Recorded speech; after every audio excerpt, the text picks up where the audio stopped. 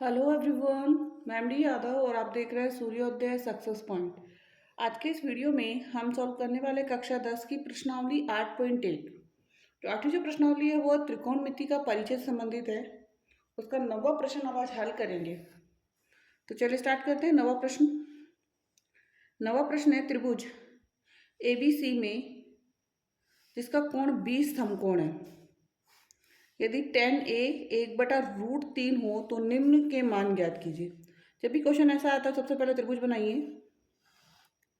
ए कोण दे रखा है ना हमें, तो यहाँ ए लिखना है। बी क्योंकि समकोण है तो बी यहाँ पर आएगा और सी यहाँ पे आएगा। ठीक है, सॉल्व करना स्टार्ट करेंगे हम यहाँ से। tan A बराबर 1/√3। अब tan का मान क्या होता है? लंब बटा आधार। तो लंब हमारा ये था, ये लंब है, तो लंब हमारा 1 है और आधार कितना होगा? √3। और कर्ण हमको क्या करना पड़ेगा? निकालना पड़ेगा। और कर्ण कैसे निकालेंगे? तो पाइथागोरस प्रमेय से। पाइथागोरस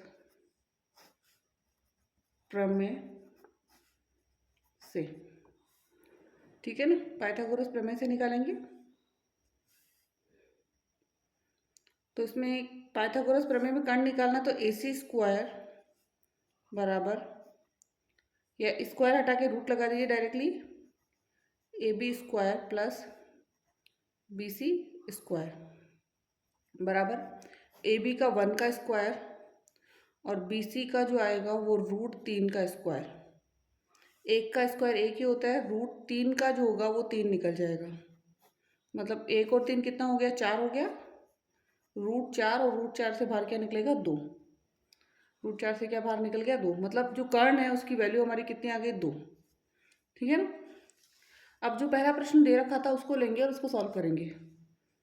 अब उसका जो पहला प्रश्न था वो था sin A cos C plus cos A और sin C।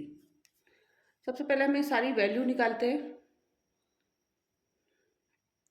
cos A की वैल्यू, cos C की वैल्यू, sin A की वैल्यू और sin C की वैल्यू। तो cos A की जो मान होगा ना, इस जो आपका जो क्वेश्चन है, जो हमने डायग्राम बनाया, A का मान, cos का मान होता है सबसे पहले आधार बटा कर्ण, ये होता है। आधार क्या होगा? A के अंदर √AB या फिर AB बटा कर्ण, तो A सेम है AC, उसकी वैल्यू क्या हो जाएगी? √3/2। ठीक है। दूसरा cos C, तो आधार बटा कर्ण, आधार इसमें 1 हो जाएगा, या फिर मैं ले लूँगी आधार BC और कर्ण AC, तो इसकी जो वैल्यू आई वो 1/2 आ गई। साइन A में होता है लंब बटा आधार, तो लंब की वैल्यू 1 और बटा 2, जैसे BC बटा AC। और साइन C की जो वैल्यू होगी वो होगी √3/2 और उसमें होगी AB बटा AC। ठीक है ना। तो ये हमने सारी वैल्यूज निकाल ली। कोस A आधार बटा कर्ण होता है, तो आधार क्या होगा? A का 3 और कर्ण तो 2 है ही है। फिर कोस C का आधार होगा BC, तो 1/2। साइन A में लंब होगा 1, तो 1/2 आ जाएगा BC बटा AC। साइन C के अंदर लंब होगा √3, तो √3/2 AB बटा AC। अब वैल्यू रख दीजिए बस यहाँ पर आप। साइन A की वैल्यू रखिए, तो 1/2 इंटू में है, ध्यान रखना यहाँ जब भी कोई बीच में चिन्ह नहीं है तो इंटू में। कोस C की भी 1/2 प्लस कोस A की वैल्यू √3/2। साइन C, अब साइन C की जो वैल्यू है वो है √3/2। 1 को 1 से गुणा करेंगे 1, 4 को 4 से करेंगे 4, प्लस √3 को √3 से करेंगे 3, 2 दूनी 4, 4 बटा 1, 1 प्लस 3, तो आंसर कितना आएगा? 3 और 1 4 बटा 4, इसकी वैल्यू कितनी हो गई? 1।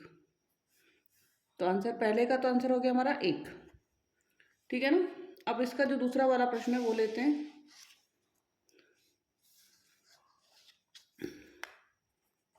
तो कोस ए कोस सी माइनस साइन ए